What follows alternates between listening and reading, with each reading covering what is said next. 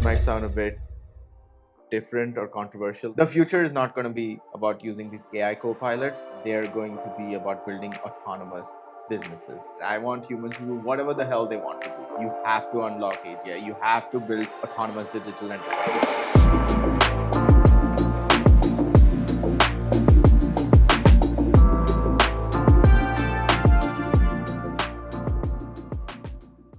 Hi everyone, I'm Morgan Blumberg, partner at M13.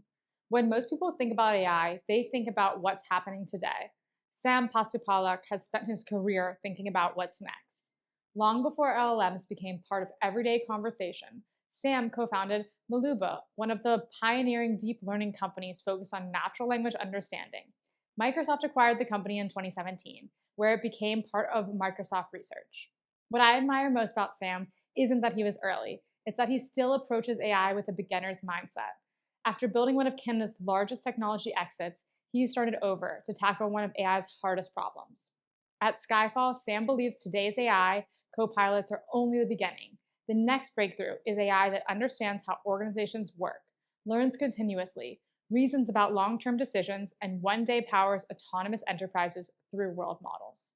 In this conversation, we explore why AI agents are just the beginning, founder qualities needed to build through the next platform shift, and what it will take to create the world's first autonomous enterprise. Let's get into it. Great to see you, Sam. Thanks for coming in to our San Francisco office. Last time we were in San Francisco together having a long chat was when we first met, and it was about 3 years ago. Came to your office for a completely different company. Yeah. But I remember we had a really amazing, hours-long conversation and stayed friends from that moment. So it's very special to be back here with you now that we're investors in the company, now that you've sort of found a direction with the company that you're super excited about. So maybe just great to introduce yourself a little bit, tell us a small bit about what you're working on at Skyfall, and then maybe also tell us a little bit about what you brought with you today. Yeah, absolutely. So my name is Sam Pasupalak. I'm an AI repeat founder, let's call it this way. We were very early in the AI revolution when I first started my last company in 2011. We really wanted to create universal Turing machines back in the day, right after I graduated from University of Waterloo. And back then, there wasn't much of a AI hype or bubble as is right now. Not much traction, investment, any of that sorts right now as we see right now. So we were very determined to create the world's first personal assistant, as we see it, like obviously ChatGPT and all these tools right now are like the second generation. So we're kind of competing with like Alexa and Siri and Google now, and we were building foundational deep learning technology back then, when everyone was using rule-based systems or traditional machine learning systems. So we worked with Professor Joshua Bengio for cutting-edge research in deep learning systems, created the first deep learning systems for natural language understanding, and yeah, we're deployed across hundreds of millions of devices back then, which wasn't a big deal. So if you compare it to now it's like billions of devices is a big deal. But it was a different. It's a different era, like 10 years ago. That was my first company. Eventually, Microsoft acquired that company, and it became Microsoft Research Canada. At the same time, Google acquired DeepMind around the same time. So we're one of the first few pioneers in this whole AI space. And after the acquisition, took some time off, tried venture capital. That failed. Not for you. Not for me. Not for me at all. Actually, different skill set and different mindset, to be honest.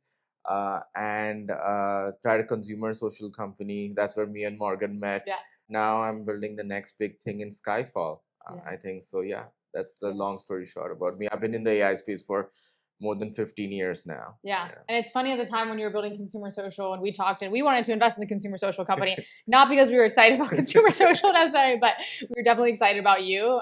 And you bring a lot of passion and energy to everything you're working on. And so maybe tell us a little bit about the move away from consumer social. Yeah, absolutely. And sort of, why you've gotten excited about this new chapter with Skyfall. Yeah, for sure. So actually one of the apps, so we're building like an app factory kind of style of developing apps back in the 3 years ago, very much inspired by like the TikTok ByteDance approach, and we're trying to disrupt various aspects of like the old school social media apps, whether it's LinkedIn, whether it's like uh, Reddit, whether it's TikTok, and so on and so forth. So we're building like these. One of the apps we're building, which would have been cool right now, is this app called Only Bands, for example. So what that app was all about was all these soccer fans who are very passionate about soccer, and we built it first for the English Premier League, and they were all passionate. They were all debating about right after the next game,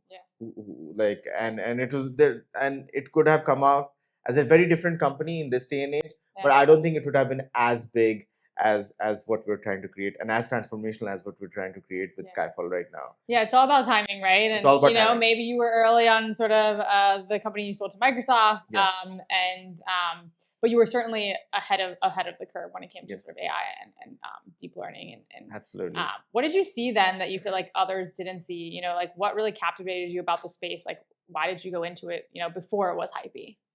Yes. So from our perspective, as we see large language models right now, that did not exist in the form, let's say in 2011, 2012. I think so. Back then, you had to do a lot of like semantic parsing and like named entity recognition, and basically build these tools that would make for the foundations for what LLMs became later on. Yeah.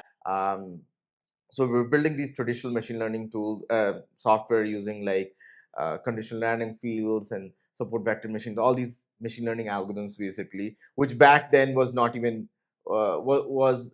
adopted by everyone, because Siri, for example, used to use ontological methods. So they used to build all these traditional like graph structures manually. So we moved through traditional we were the first ones to use machine learning, and then we moved from machine learning to deep learning, and then people slowly adopted machine learning. I think so we were one of the first ones to see build machine learnings at scale, apart from perhaps Google and a handful of other companies back in the day. And we were also one of the first ones to realize that language is one of the key frontiers to unlocking intelligence. Yeah. And I think now LLMs have demonstrated that at a Yeah. much wider scale. And ChatGPT and Claude and all these products have succeeded to a much bigger scale. But yeah, us and DeepMind and a couple other companies were there back in the beginning 10, 15 years ago. Yes. Yeah. And flash forward to today, sort of being on the precipice of a sort of a new era where sort of language intelligence has been unlocked, Yes. right? And now you're pushing sort of a new frontier, and others are taking different approaches. They're building sort of agentic workflows on top of LLMs, or they're using RL environments to sort of try to train LLMs on complex enterprise tasks. Like, what is your approach at Skyfall, and why is it different? Why are you taking a different approach? Yeah, so I think most of the companies that we see, let's take a step back. Okay, so let's think about like the last 3.5 years. If you see the last 3.5 years, the biggest successes can be categorized into three distinct categories. I think category one, like at least in the model layer, would be like information retrieval and search. So obviously you have Claude, and you have like ChatGPT, Gemini, and such. Second category would be code generation, obviously Claude, and you have Codex and so many other companies, Cursor, Replit, blah blah blah. Third category, to a much smaller extent, would be video generation. They haven't succeeded as much as the other two categories. And then obviously you have the infra layer that those companies are doing exceptionally well. You have the GPU and the hardware and stuff, and then everyone around these are the wrapper companies. Like that's how I kind of categorize the entire ecosystem in a nutshell. Now, the wrapper companies are obviously focused very much on using these model companies and extracting as much of the reasoning capabilities of these model companies to build their specific workflows or specific apps for specific domains and stuff. That's majority. I would say 99% of the companies out there which are doing. So we're kind of taking a different route, because we think, yes, that's good for building N+1 kind of products. But if you want to unlock like the next level of intelligence beyond language as a frontier, we are kind of building world modeling and continual learning. That's kind of the That's kind of the research areas that we're very much focused on. Let me quickly explain to you what they are. Yeah. So world modeling in a nutshell is basically like, as human beings, we try to kind of imagine what the future steps are going to be before we take an action or a policy in the real world. I think that's kind of the very, very basic high level concept of world model. Like we have a world model about things around us. Like, okay, this is like a little object. This is a glass with like water inside, which is half full. Okay, Morgan is like sitting in front of me at this much distance. Like, so we have a world model of everything around us. So there's the physical world model, Yeah. and there's the digital world model. So you hear a lot about world modeling in the robotics sphere and stuff. We're much more focused on the digital world model. Yeah.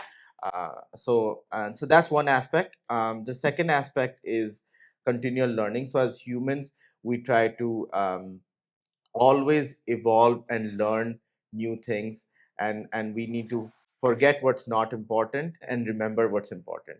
I think those are the few aspects. That's one of the biggest problems with current LLMs, that they only focus on like RAG based systems, so they have to like ping every single time. Yeah. You need to extract some information, but as human beings, you're not gonna carry a whole bunch of drives, disk drives, in order to carry all the information around you. So I think catastrophic forgetting is one important problem that continual learning is attempting to solve. So our big research frontiers within Skyfall research is for both world modeling and continual learning. Yeah. So as you think about sort of the intelligence that's being unlocked today with LLMs and these wrapper companies being built around them, sort of what is the next level of intelligence that you hope to unlock, building world models for the enterprise, and sort of what are the architectural changes that you guys are pioneering at Skyfall that make that possible? Right now, the LLMs, it's a much more of a co-pilot experience is what you get from the wrapper companies and the model companies as well, which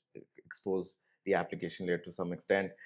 So over here, you have human in the loop. You type in some query, you get some results from the model, you refine your query, and there's in context learning and so on and so forth.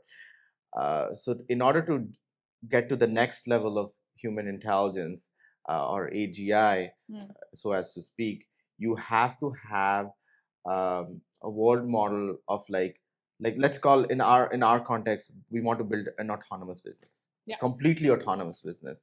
For that, you can never have human in the loop for every single, like a co-pilot like experience can never work, right? So and an autonomous business is such a powerful concept, because imagine there's almost 70% of the world's GDP is because of businesses right now.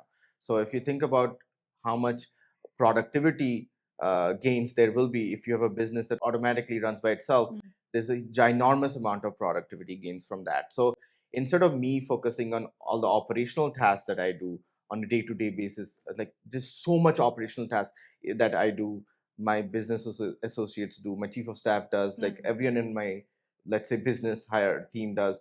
There's so much value that can be unlocked by the business running autonomously. That's kind of one of the aspects that we think world modeling will unlock, because what is world modeling in a nutshell? It's like given a state, what is an action to get to the next state. So you have kind of like an internal world model of how the business operates, right? Yeah.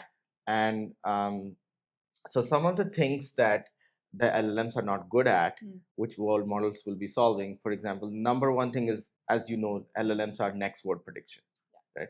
So whereas with world modeling, it's like LLMs are like a very, very good soccer analyst, like the soccer analyst who has seen everything about soccer on the internet, seen every single video, but the person never has a real world experience. They've never played soccer. Ever in their life. So I think that's kind of what world modeling is going to unlock, and world modeling and continual learning is supposed to unlock. So some of the things that these research technologies are going to unlock. Number one, I would say, is the business environments are constantly evolving and dynamic, whereas LLMs are based on like statically run on like a specific amount of data, whether it's Twitter, Reddit, whatever, and they're running out of training data, by the way.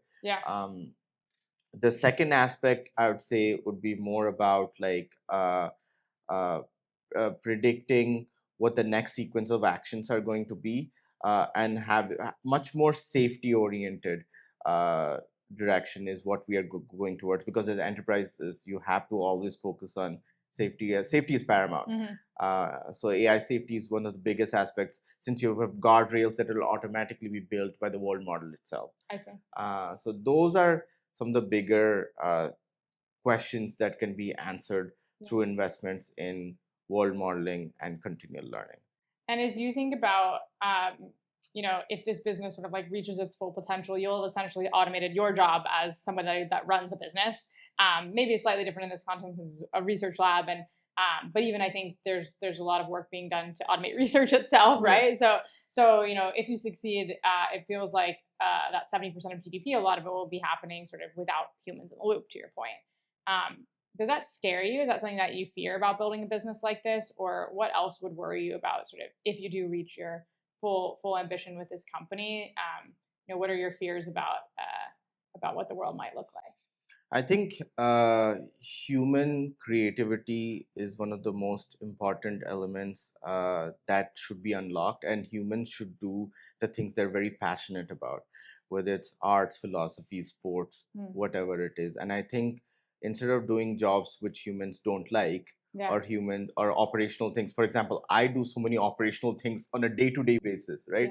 I think 50% of my job is at least very much operational, even though I'm the CEO of the company, right?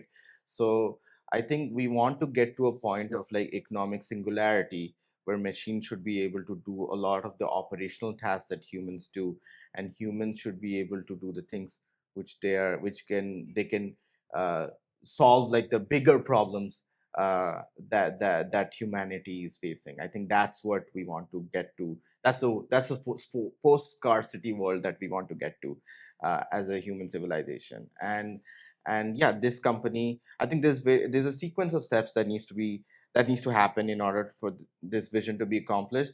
First, we have to get to autonomous digital businesses to be created, then autonomous physical business to be created, then we have to have autonomous energy sources, and then they will be going to the next frontier. I think there's a lot of steps that needs to be uh, that needs to take place from not just us but other ecosystem players as well, for this whole vision of the post-scarcity world. I think that's kind of where we want to build our company.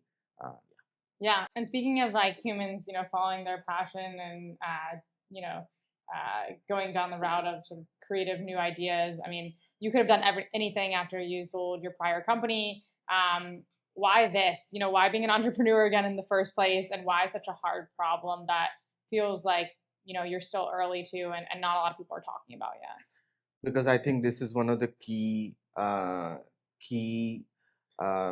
ingredients for unlocking true intelligence. I think, and in order to get to, let's say, artificial general intelligence, and one day artificial super intelligence, you need big breakthroughs in both world modeling and continual learning. So I think obviously the LLM era, I think kind of started kind of before 2017, 2018. No one really talked about LLMs. The other transformer paper came out in 2017.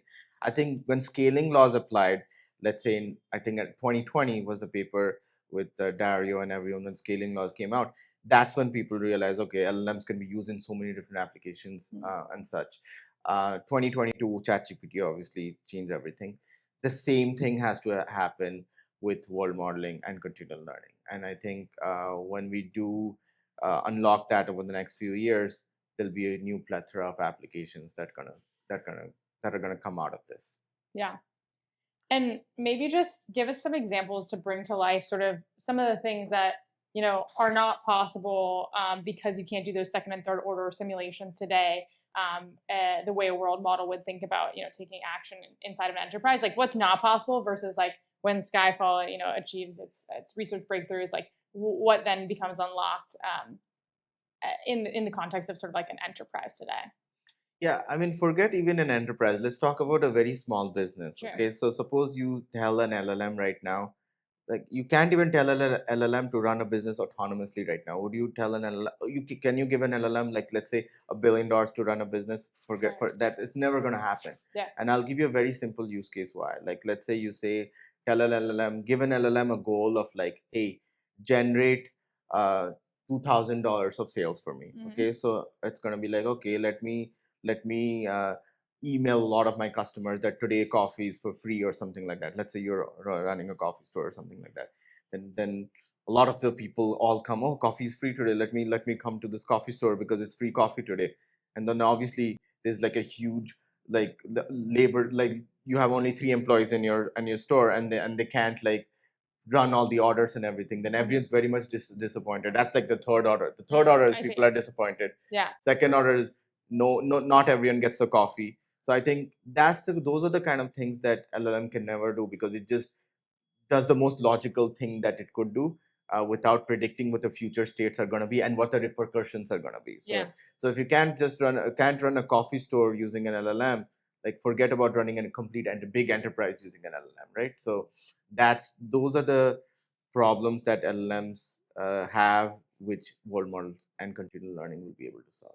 Yeah, and I think one of the contexts in which sort of like an example or good environment for sort of like testing how you would bring this second and third order prediction to intelligence, and sort of ability to not just predict the next action but like the future consequence of that action are represented in games, right? And I know you spend a lot of time thinking about games like Go and sort of others, and what's your take on sort of how to simulate some of these hopefully more intelligent versions of AI inside of games? Like, what would be some examples that you guys are thinking about? We want to go more real world, not games, because I think games is still much more like, let's talk about Go. I think it's much more deterministic. Like every move, it's much more deterministic of what the next moves are going to be, right? And I think it's fully observable space, and those are some of the things that the real world doesn't have to offer. Real world is there's so much uncertainty, there's so much chaos, there's so many new variables that get introduced. So we want to kind of focus on the real world aspects, not necessarily the gaming aspect. That's why Go was good for its time when AlphaGo was solved 10 years ago or so. I think but the next frontier is definitely going to be, how can AI be used in the real world. I think that's why we're focused so much on world modeling, because a lot of the challenges in the real world with plasticity, with real world dynamics, um, these can only be solved with world modeling. Yeah. And just for folks who are sort of building out there, as you think about kind of the founders focused on sort of like the workflow layer today, or even sort of infrastructure around sort of data collection at enterprises to sort of fine tune LLMs, sort of what's your hypothesis on sort of like that as a category in the next 10 years? Where does that go, especially in light of sort of some of the research you guys are working on? In my opinion, this might sound a bit whatever, different or controversial, whatever we call it. I think a lot of the AI wrapper companies are going to have a very difficult time, in my personal opinion, because I think the model companies are going to build a lot of the intelligence capabilities within the models themselves. So it's going to be very hard to differentiate. Or you can build small businesses. You cannot build like a transformational business. You can't build the next $1 trillion company being an application layer company. You can build maybe a $1 billion company or something like that. That's what I think. I think if you want to build something massive, it has to be a fundamental shift in the architecture or model. The infra companies are going to do great. I think the infra and the data centers, those companies are going to do. They win no matter what. Yes, they win no matter what. There might be a lot of competition, but they will do very well. But you can see right now, like with the new GLM 5.2 and stuff, like even my entire company is trying to move towards like the Chinese models, because they're a fraction of the cost. So it's a very interesting dynamic that we're facing right now in the industry. So we'll see how that evolves. And speaking of competition in general, I think it's a very heated in most markets out there. But you're going up against, you want to build the next $1 trillion company. You're going up against, giants like Anthropic, OpenAI, Google. How do you think about, where you guys win and sort of like the path to, really eclipsing sort of the foundations that they've set?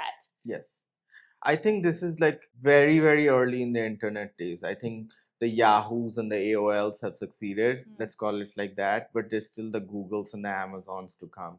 This is like at least a 10 to 15-year-old transformation with the whole AI revolution that's going to happen. And I think what has succeeded, again, if we go back to the earlier part of when we were discussing, it's basically search and information retrieval, Yep. which is pretty much, if you think about it, it's like a better Google. Yep. Okay, that's number one. Number two is like basically code generation. Yep. So again, coding, as we've been software engineers for a long time, it's a very deterministic kind of like workflow. It's like input, output, Yeah. and but that's not what the real world is, right? So and coding, there's only 20 million software engineers, or 20 or maximum 30 million software engineers in the world, but most of the white collar workers, like there's more than 1 billion white collar workers, and we want to build a lot of the tools for them. I think and we want to build a very horizontal platform. So I think what we're building with world modeling and continual learning will definitely supplement a lot of the stuff that the LLM providers are building, and we will definitely use some of the LLMs providers. But in order to unlock the true intelligence in the white collar workforce, I think you'll see a lot bigger companies than Anthropic come out of this. Well, we hope Skyfall is one of them. Absolutely. Sure. LLMs have already done some really interesting stuff to progress productivity inside of an enterprise, but there's so much more that can be unlocked. Absolutely. Like, how are you guys doing that at Skyfall? What is the impact on society, and like why does this need to be done? Yes. So let's step back into what you can and cannot do with LLMs right now. So with LLMs right now, it's basically a co-pilot experience where you're prompting the LLM for specific tasks within the enterprise, very, very narrow and specific tasks within the enterprise, what you're able to do. But what we want is, like, we want a higher level of abstraction, a higher level of thinking. That's how humans consume information. That's how humans make decisions. And that is what the concept of world modeling is, right? A higher level of abstraction for thinking and reasoning. uh, Now you can have the LLMs do the low level specific tasks which are required for the businesses, but whenever it comes to like the high level decision making and stuff, you need something like a world model for that. And From our perspective, in enterprises, it's not just about like the low level execution of every single specific task that you're implementing, but it's also about a lot of like decision making and planning. And that's where like world models shine, like the long horizon planning, where there's tens of thousands of steps involved, right? So if you think about, like, as a CEO, I have to be like, okay, I need to hit a certain revenue metric within the next quarter.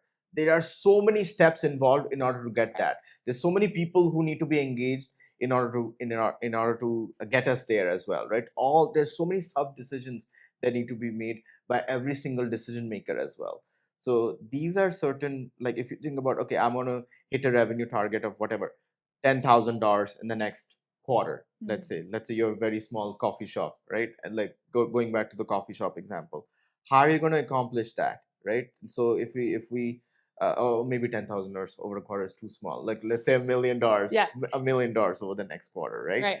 So having the high level planning of like what are the next steps are going to be, who are the players who are going to execute on that, who's the right marketing person, who's the right salesperson, who's the right customer service person. All these people need to be engaged in something like this, right? You can't just say, I'm going to hit this goal, and the LLM just hits the goal by itself, right? So again, LLM could do the very specific task specific implementation, but not the higher level decision making and sub goal decomposition, and so on and so forth. So I think that's where world modeling comes into play in our perspective.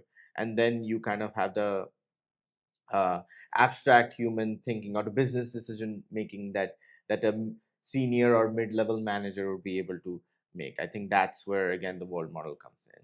So, okay, LLMs are doing the very task-specific work, like you identified, and you guys are more focused on sort of how can you take the thousands of sort of like inputs and potential simulations and actually encode that intelligence in an AI that's able to do sort of multi-step planning and accomplish kind of like long-term horizon goals and stuff like that, similar to what a human would be doing in an enterprise, a CEO like yourself. So when you guys accomplish that, like what is the impact on an organization? Like, how do you view sort of like employees' roles in a world in which that level of intelligence is unlocked? Well, we want to democratize these technologies for like hundreds of millions of business owners around the world, right? So imagine like you composing your email, you doing all the basic tasks for social media, you setting up marketing campaigns, you setting up GTM campaigns, you setting up like what the who the first few customers are, you doing all the interviews with the first few customers. All that is like, so there's so much operational task that needs to be done.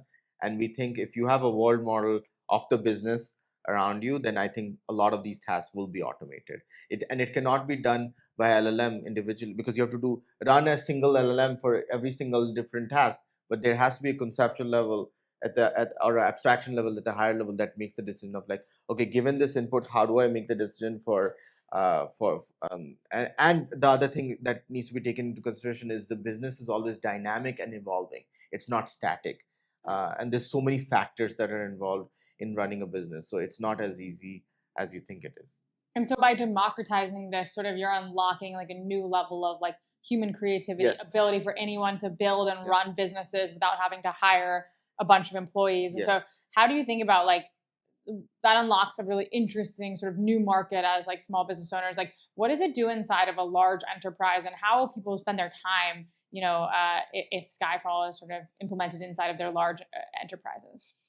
I think, first of all, I think this whole AI revolution will be much bigger than the industrial revolution at a much more compressed time. It's kind of like a new era of renaissance, to speak. And if you go back to the Renaissance era, like we had a lot of like new innovations that came out of the Da Vinci and Michelangelo, and there's so many artists that came out of it. So many scientific discoveries were made during that era. So only when you have humans being able to not do these operational tasks, these business operational tasks, will a new level of creativity be unlocked. That's what we want to do. And in things that we cannot even imagine. Can you imagine 10 years ago that we'll have these LLMs and we'll be exactly, so you cannot imagine, it's like beyond imagination what the tasks would be. And hopefully people will be solving much more important problems, right?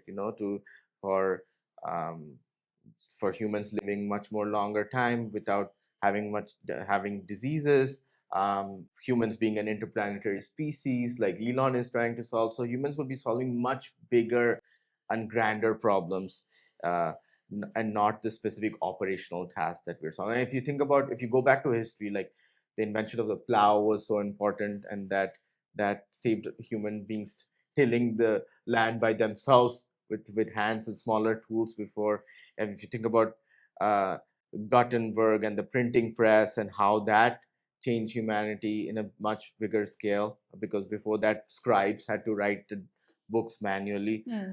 So we think by building world models, we do think that a lot of the operational tasks that enterprise workers are working on can be directed towards more, instead of doing the operational tasks, they can be directed towards doing more creative tasks for the business and for the enterprise. Yeah, I definitely see, like, even in my own work using sort of like LLMs, it's sort of like today you still need to, guide it, monitor it. It can't just take something to completion in the way that a human would. And that does still take away from your ability to be creative and to use your energy, sort of, to think of on new topics and stuff like that. But think about it, like, yes, LLMs are not great, but they, at least because of LLMs, you don't have to write a whole report or a whole script. 100%. No, they're definitely taking off, some of the work. work. Yeah, and you want to take it to completion. Yeah, exactly. Yeah. Well, we've known each other 3 years now, and in that time, I've gotten to know a bit about you and sort of your journey. Starting your first company before this AI hype, sort of in the same era as DeepMind, really being on the forefront. But then even getting to know a little bit about you before company building and sort of just as a child and a student. Like, tell us a little bit about your childhood. Where did you grow up? What were you like as a child? And then I know you brought something from your childhood that sort of is meaningful to you. So let's talk about that as well. I grew up in India until I was 18 years old, and then I came to University of Waterloo to do my undergrad and CS and stuff. But as a child, that was the very different era. You didn't have cell phones. Cell phones were barely taking off. and then you didn't. Internet was also barely starting in the early 2000s. Let's say when I was a teenager, when I was starting to be a teenager and stuff. So I think it was a completely different. And my ambitions and goals were also like I wanted to be like a cricket player or something like that, which Yeah. is like very different Yeah. than now. But you know that creativity and thought of like I also wanted to write books and stuff, write novels because I was so inspired by Harry Potter and such. Uh, but because as a child, you want to do everything. You don't want to be an astronaut. You want to be a cricket player. You want to write novels. So yeah, very different mindset back in the day compared to where I am right now. I think Waterloo is one of a very difficult computer science program. You Yeah. know, you have to work all nighters a lot, and I think when we used to like code up till all night, have these amazing discussions about AI and Turing machines and stuff back in the day, that inspired me to. That's when it really kicked off, like of building something big in the AI space. And this was like late 2000s when not much was, even deep learning wasn't really a thing. So I think Yeah.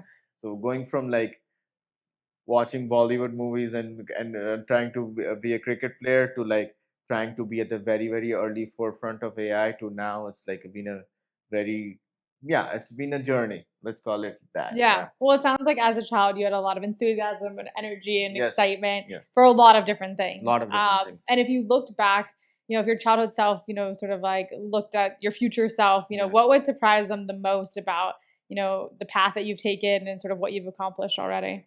I always wanted to be a leader in something, you know, like and whether it's a local sports team for the cricket captain I wanted to be, uh, or in yeah. So I think that's what I've always wanted to be a leader of something, even if it's small, but influential in the community. Back when I was growing up in India, I think that manifested in a very different way with the AI company that we're trying to build right now, and through the journey with Maluuba and such as well.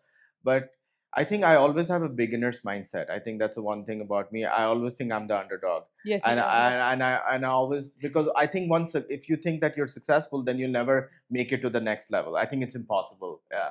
So I think always have a beginner's mindset. Even in Maluuba, always wanted to like build the next big thing, even though like like the startup journey back then was very difficult. There's not that much funding back then Yeah, it's for a AI totally startup. different Very environment that different you were building environment. in. Yeah, Yeah. very different environment, I think. And not a lot of people also wanted to invest in research and development companies back in the day.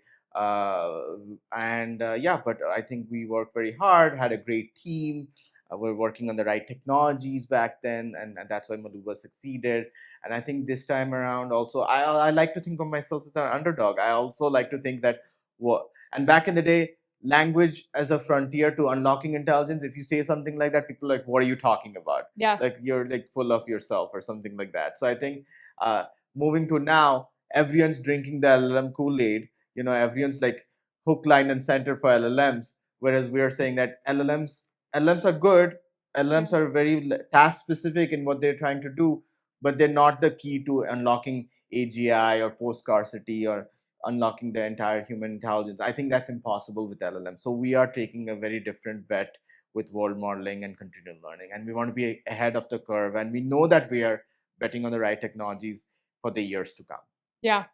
No, I love that aspect of you as a person that you do always think of yourself as like an underdog. And you have a lot of humility and a growth mindset, learner's mindset, beginner's mindset. What other traits do you think are really important for founders in this era, especially as, sort of being able to build quickly, at least, with coding agents has kind of become a little bit more commoditized. Like what are, the traits that really make somebody stand out to build something really transformational in this era? I think the next generation of companies in the second, let's call it the second, let's say the AOLs and the Yahoos have been built already Sure. with the OpenAIs and Anthropics. For the next generation of companies, you have to focus on foundational research, whether it's recursive self-learning or whether it's with world modeling or continual learning, whatever aspect you're going to choose. I think you have to be a research first company. There's no way around it. And now, if you want to build an application oriented company, you have to have an advantage in data or distribution, which is much more harder. Mm. But data or distribution, and you need to have some insights over there. I think very specific insights which no one else has. Yeah. So you have to be a subject matter expert, in my opinion, in the field. Although people say that, oh, you can just use Claude Code and build an amazing application right away. Yeah, that'll get you to a certain level, but to get to the next level, you have to be a subject matter expert in that specific domain or field, in my personal opinion. Yeah. Maybe give us some of your hot takes on, kind of the rise of OpenAI, Anthropic, what worked in those businesses versus, how you guys are approaching it today. And yeah, just anything else that's top of mind. I think OpenAI, for example, I think when I was doing Maluuba, let's say last half of Maluuba 2015 to 2017, OpenAI was cool, but no one cared, to be very honest with you. I Yeah. think like people started caring. There's just a bunch of researchers doing random research back in the day. Uh, Obviously, after Sam Altman came in 2019, I think things shifted a lot. And you have to give him and the leadership a lot of credit for that. And then Dario left at the exact right time, when after publishing the scaling laws paper in 2020, and he started his business on Anthropic and stuff. And Anthropic's actually doing much better than OpenAI, as we know right now.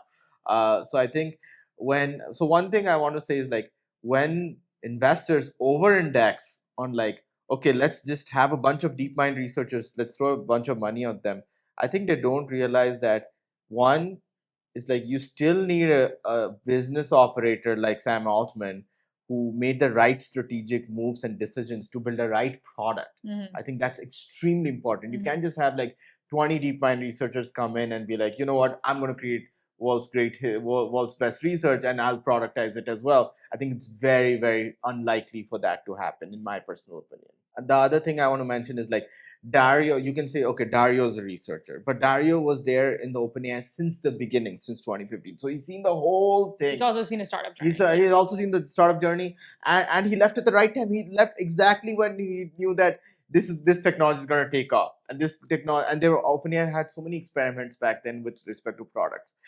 So I think he's a great, amazing business guy, in my personal opinion. So I think that does not translate to all the researchers around the world. I think that's Dario's an exception, not the norm. I think that's what I want to mention about that. Now, the other hot take I want to say is, like, the future is not going to be about using these AI co-pilots. They're going to be about building autonomous businesses, starting with autonomous digital businesses, then autonomous physical businesses, and autonomous energy sources, and that's how we're going to get to a post-scarcity world. That's really what we believe as a team. Yeah. And going back to something we were talking about with you personally, and just kind of like, I think what gives you confidence that you can achieve sort of such a massive ambition. You do have sort of this like growth mindset, this humble learning mindset, but you also have leadership experience from the company that you sold to Microsoft. And I know, that was a different era, and things were not as easy as being a founder. And I think you took a lot of like hard lessons from that. And so maybe tell us a little bit about like what lessons you learned from that, and sort of how you're bringing it into this company. It was a very different era. Right now, if you're like, you just aggregate 10 DeepMind researchers and you just, some VC throws 100 million at them or something like that. Like, I think that's how it works right now. But I think back then we only raised like 8 million in total throughout 5 years of running the business, and we sold for like 9 figures, whatever. But I think, like, which is good in that point of time. It was one of the biggest acquisitions in Canada for technology at that point of time. But I think one of the biggest, I have many learnings during the hardships at the last startup. I think, of course, I'll call it as hardships. It's not easy to run a business, and to have an exit. I think it's very easy to raise a lot of capital and such, but it's very hard to actually have an exit. So I think one of the biggest things that I learned is, you cannot take no for an answer until the end, and never ever give up no matter what. I think that's the one thing that not just me, but a lot of leaders who have succeeded in the world have as a trait, I think.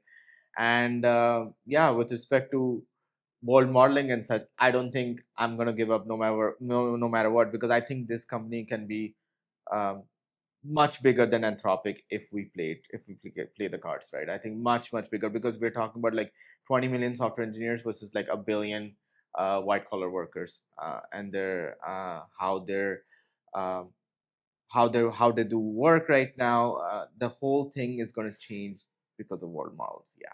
Yeah. No, that never give up attitude is something that Never give up, no yeah, matter no what. I matter think it what. applies Yeah. to sports. It applies to Michael Jordan. It applies Yeah. to all the successful people in Yeah. any Yeah. field. But that's not without sacrifice, right? I mean, it's easy to say, oh, I want to do this, I'm not going to give up. But I think that you're someone who exemplifies this, through your whole life of just, sort of, You have to grind it out. You have to grind yeah, it out no matter yeah, what. Like, yeah, no matter how hard the circumstances are. I think yeah, that for me is the number one trait for an entrepreneur. And can you deal with adversity when things are good, when you're getting a few hundred million yeah, just for being a researcher? That's good. But when, let's say, you have to build a product, and if you don't build a product, you don't have customers, yeah. how will you deal with the circumstances then? What are you going to do under harder circumstances? Let's say there's a recession, what happens then? Right? How are you going to deal with that situation? So I think those are some of the circumstances when things are not in your control, and how are you going to deal with that? I think that's one of the most important traits as an entrepreneur or a founder. And you pour everything you have into this. It's never give up, and it's go all in, Go all in, all the time, all the time. And what does that take from you as a person? What is You don't have much of a personal life. You cannot have much of a personal life. I mean, you can't have a great personal life. You can't have an amazing work-life balance. I think it's complete BS for a founder or entrepreneur. I think if you want to be successful, if you want to be a fake founder and stuff, and just have like, I'm with the right circles, I'm with the right founder, like high-profile founders, high-profile VCs, and have something like that. Sure, you can have a good life. Good luck with the exit. Yeah. But if you want to be a true founder and actually have an exit for all your shareholders, you have to give it your best. And it's much harder than the Olympics. And in the Olympics, people train for like 5 or 10 years, 6 days a week. Yeah. 8 to 10 hours a day minimum, right? And you may not build a medal in the Olympics. Startups is like way harder than the Olympics. The probability of building a transformational company, there's only a handful of them, right? So I think if you want to have vision, and if you want to have the ambition like that, you have to like sacrifice some time. It's all about time, right? So it's about where does your time go. Yeah. Right? But as somebody who's already made that sacrifice once and got to that very successful exit, largest sort of, exit in Canada at the time, and why do it again? Like, why put yourself through that? What do you love about it? Yeah. Because I think like it's not about the success. It's about like taking I think first of all, we're in a very good time in history where these technologies are shaping up to be, with LLMs first, and now world modeling and continual learning. But I think it's about like unlocking human intelligence, and really truly getting us to economic singularity, where humans should be able to do more creative tasks, whatever they're passionate about. Like, I'm following my passion with this company, but so should every other human in the world, right? And not do the mundane, the operational task, let's call it operational to be politically correct, that they do, right? I don't want humans to do that. I want humans to do whatever the hell they want to do. And for that to happen, you have to unlock AGI. You have to build autonomous digital enterprises, and then physical enterprises, because physical is the next stage after digital. And then energy sources. Like, you have to go through that step-by-step transformation for the next few decades for that to happen. Yeah, I would like, let's say, like you have kids and grandkids and such, you want them to do whatever they want, whatever they're passionate about in life. Like, it shouldn't be you have to go work, make an income to do things you don't like, which is majority of the world, by the way. Yeah, I agree. Awesome. Well, before we break, would love to learn a little bit about what you brought today. So yeah, this is Gladiator. I'm pretty sure you saw the movie. The movie is very deep, to be honest, right? Like, if you think about the movie, and it's about like you are like the general of the army, and then everything's taken away from you, and then you have to you're sold as like a slave in like other rural parts, and I think it was Northern Africa or wherever they moved from Rome to Northern Africa, and then you to work your way as a gladiator all the way back to being as powerful as the emperor of Rome. So I think it's a fantastic movie, first of all. So, Yeah. but for me, I think what resonates the most is like the beginner's mindset. I think, and never ever giving up, no Yeah. matter what. Yeah, I you think, can have it all. It can all in a moment be taken away. Yeah. and we're all gonna die soon, anyways. So I think all of us, Yeah. right? All of us are gonna die at some point of time. Unless So it's, AGI gets unlocked, and then like all of our lifespans are but yeah, but I don't know how much the longevity is. It going to be 1,000 years or so? I think the point is like people should follow their passions because life is short. Yeah. Right. So I think that's the most important thing for me. And if I'm being if I'm able to contribute to society by building technology that enables humans to do that in the long run, I mean that's going to be amazing. So I think that's the goal, and I think this is a movie that inspires me to go through the adversities no matter what. You know, when you have a hard time in the startup or something like that, go watch Gladiator. So yeah. No, Yeah. I think that's great. And the Gladiator. Not the new one. The new one was not good. Yeah, I think the old one with Russell Crowe. I think that one. Yeah, the original Russell Crowe one. Gladiator. We'll watch it. Yeah. Yeah. No, I mean, I think that you have to be a warrior to be a founder. You have to. I think you have to be two things. You have to be a warrior and a monk. You know why? Say more. Yeah. So as a monk, because you have to be like, you be calm and collected and make the best decision possible because there's so much uncertainty in the business. At the same time, you also have to be a warrior sometimes because you have to push very hard for your entire team to accomplish the goals that you have set for the company. So you have to be both. And it's kind of like a dichotomy, but yeah, you have to be kind of both.